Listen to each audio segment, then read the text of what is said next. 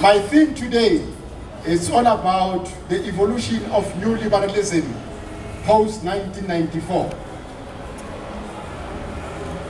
The content is still the same, but their form has changed. That is the theme. The content is still the same, but the form has changed. This is water. We are a Marxist-Leninist and a Fanonian organization in terms of our school of thought. I'm taking one component of Marxist dialectical thinking of content and form. This is water. And the content of this water is H2O. In other words, the composition, the chemical composition of this water is H2O. But this water can change different forms. It can take a form of water in a liquid form, but the content is still the same. This water can take a form of an ice, which is a solid form, but the content is still the same, it's still H2O. This water in the current form, it can take a form of gaseous, anisho wifake keteleni, iyabila, iba is steam, but the content of that steam is still what? Water. Still water. Now, South Africa, we know very well that we live in a capitalist mode of production. But in 1994, a concession was made of a political power. But that concession was not made to change the content. It was made to change the form. The initial approach, it took a form of an RTP. In 1994, when the ANC took over, they spoke about a document called Ready to Govern. It reminds me that when we entered 1994 elections, Nelson Mandela told us of an RTP, the Promised Land. But this Promised Land, when you look at it, the RTP was adopted by ANC not because of they want to follow the RTP. They wanted to appease COSATU and the working class. Thus, in 1997, in Mafikeng, the RTP was changed. And now it became GEAR, the new economic policy of the ANC 1997. What was happening during apartheid? It was racial capitalism. A black man was not in charge of the economy. There comes the 1994 takeover of the RTP.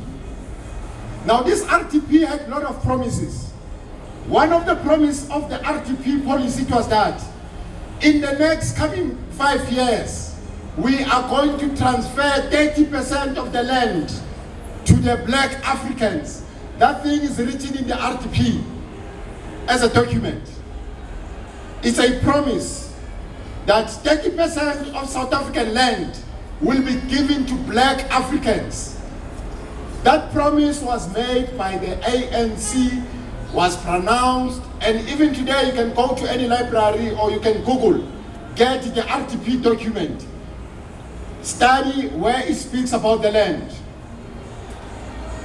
Today it is 2015. Only 3% of the land has been transferred, not 30%. Capitalism is still intact. Now, this capitalist mode of production, it has changed what? Form. Sinigezwa, the same apartheid capitalism in a different bottle called RTP Now, at a particular stage, there was a discussion between Thabo Mbeki and his leadership and the World Bank. The World Bank said, see, this RDP of yours is not going to make us to be profitable. We therefore give you this document called GIA as a way forward. And if you can follow GIA, South Africa will be successful. And the ANC adopted what? GIA. Now, GIA didn't change any property relation, but the bottle of the wine was now green, nice, but the content is still apartheid capitalism. A black man inside this bottle is still oppressed. A black man in the same bottle is still oppressed. In 1997, 1998, Eskom, Telkom, post office, ambulances, there was a proposal by GIA that if you want to run the economy to be effective, you must privatize them. You must outsource. That's the reason why in the municipalities, we never had security companies or cleaning companies. But GIA said, for you to be effective, outsource this component. Outsource the security, faculty to private companies. Now, the same leadership of the ANC then benefited in tendering to all municipalities and government institutions. That is GIA, the promised land. The content, capitalism is still intact, but the bottle is nice, well crafted, glossy. The content is the same. Now, Eskom in 1998, it comes and says, ANC government, we want you to give us fund. Eskom is going to collapse. You know what they did? They wanted to outsource Eskom. In other words, they wanted to privatize Eskom. That's the reason why Eskom was never given sufficient money to maintain what? Electricity.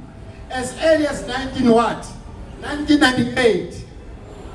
Someone in parliament is then telling us, Guti, you see, we've got a challenge. This is the legacy of apartheid. That's the reason why we've got load shedding. They were warned as early as 1998. In which bottle? In a bottle called GIA. Now, this bottle created what we call economic growth. South African economy between 1998 to 2003 did grow, and Thabo Mbeki was saluted by everyone in the world. But that growth, it was a jobless growth. It was a growth for the bourgeoisie, it was a growth for Johannesburg Stock Exchange, but it was not a growth in terms of jobs. The economy was growing, but the economy was not doing what? Creating jobs. It was not absorbing jobs. Now we saw what? COSATU putting more pressure. We remember Trevangwani, when the ANC government introduced a document called Egoli 2000. Egoli 2000. When they started to do what? To do, pick it up. Yes, city power outsourcing. They were doing that under the guidance of what? Of GIA. A black man is in charge with that flag, politically, but economically. Only few white capital minorities in charge. They are inside the bottle, and a black man has been given a nice, glossy form called GIA. And this GIA was not sustainable. The GIA took a different form. GIA moved the ANC government, under the leadership of IMF, they were then introduced to a new concept called Asgisa. Asgisa, the content is still apartheid capitalism, but it has taken a new form called Asgisa, the new economic policy between 2002 until 2009. When you look at Asgisa, you see, they like to blame butternut, what you call bodyguard called JZ. JZ, you see, JZ, the bodyguard, he's an implementer of Asgisa. The decision to build the atolls is not a decision that was taken in 2012. Atolls, that decision finds its expression from where? From Asgisa, the so-called infrastructure development. But the infrastructure development was not necessarily focusing on us. They went to assure the world, where they took a decision of the World Cup, to say, Zurich, we are ready, we've got Asgisa. Asgisa is going to develop the economy. Concessions were made. The atolls, the stadiums that you see, 70% of the material that contributed to building of the stadiums, the cement ARKE atoll comes from Europe, but not from South Africa. I'm talking about Asgisa. The content is apartheid capitalism, but it has taken a different form. The form now is what? It's Asgisa. Asgisa was not sustainable. They then decided to say, let's change another form. They called it the New Growth Path in 2009, the new economic policy of the ANC. The content is still apartheid capitalism, but the black man of my beautiful motherland is being given what? A new form called what? The New Growth Path. And all of us were inside, majority in the ANC, thinking, but the elite group, because you must know, it's the elite group. The economy of South Africa, in terms of black people, we are not in charge. It's only the elite group. Remember when they started to position themselves, uJeff Radebe uyadivorca, umfazi wakhe ushada uRamaphosa, ushada kaMtsipe, and then abonga kuRamatlhodi bonke. And when you look at the family of Mutsipe, now my cousin wakhona are married by some members, by the elite group. The elite group, you know, they were playing with us 2 years ago. Monino Mutsipe uthathe 10 million, but Mutsipe is giving us the 10 million, and all of us would say this guy is a very good man. He's not a good man. He's just buying time. He's selling the content in a form of the New Growth Path, the new economic policy, just to bluff a black man. The content